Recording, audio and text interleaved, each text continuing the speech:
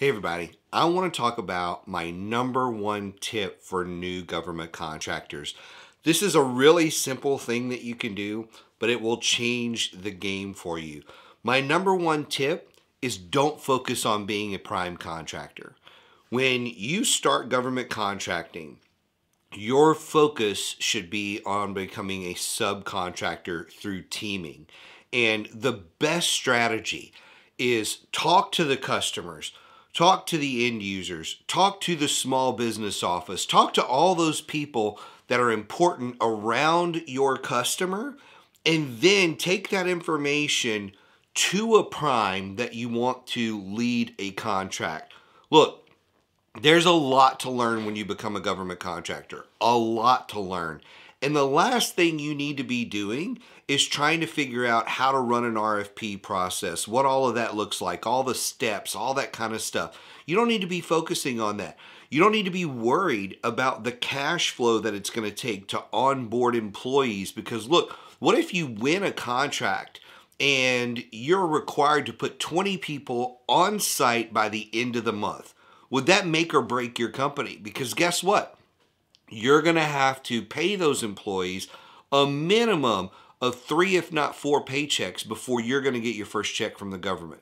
That's a lot of money if you got 20 FTEs you just had to put on site. So there's all kind of little things that a prime has to really worry about that the sub does not have to worry about, because you're just working in a different mode. And so again, whether it's the RFP process, whether it is your past performance or any of that kind of stuff, if the prime already has that and you're just supporting the prime, your life is so much easier. Now, guess what? The other side of that coin is if you're supporting a prime, guess what you can be doing? You can be learning from the prime. So this entire time while you're trying to ramp up your business in that first 12, 24, 36 months, if you're really focused on subcontracting, you're going to accelerate your learning by watching these primes do what they do. And I'm not necessarily saying you have to go out and get the Lockheed Martins and Raytheons and General Dynamics. You don't necessarily need those folks as your primes. It could be a small company that's just been in business longer than you. They've won, $5, $10 million. Maybe they've only won $1 million in contracts, but they've embedded themselves. They've learned the process, they've learned the client, and they can pass on that knowledge to you. So it could be just that simple. But the focus here is don't try to come out of the gate and prime these contracts. I can't tell you how many of our brand new clients come to us and say, Mike, I'm trying to do this. And they all have the same probably 50 to 100 questions. And I'm like, look, the reason this is a challenge for you is because you're trying to prime out of the gate and you're not ready for that. You need to be doing sub work. And I sound like a broken record to a lot of my clients, but I'm like, hey, you need to be doing sub work. You need to be doing sub work, because if you were teaming, this wouldn't be an issue.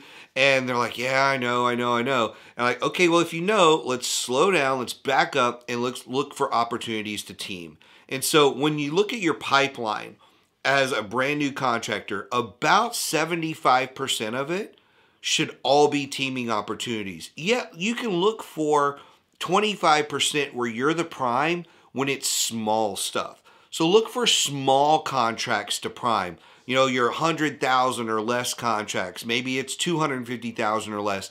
But your small contracts, those are ideal to prime, not your $1 million or multi-million dollar contracts. Those are way too complex for you to prime out of the gate. Now look, this just applies to about 80% of the people that I talk to. If you came from another small business or maybe a large business and you ran the proposal team, you are in business development, whatever it may be, you may know all of that information and you may feel better about priming. That doesn't mean you should start there. Maybe you spend 6 months to a year doing sub work, and instead of spending 3 years, you're only doing a year of that, and then you transition into prime. There's still stuff you're going to need to learn as a business owner before you make that leap from sub to prime. So if you have questions about this, you know how to reach me. We'll see you next time.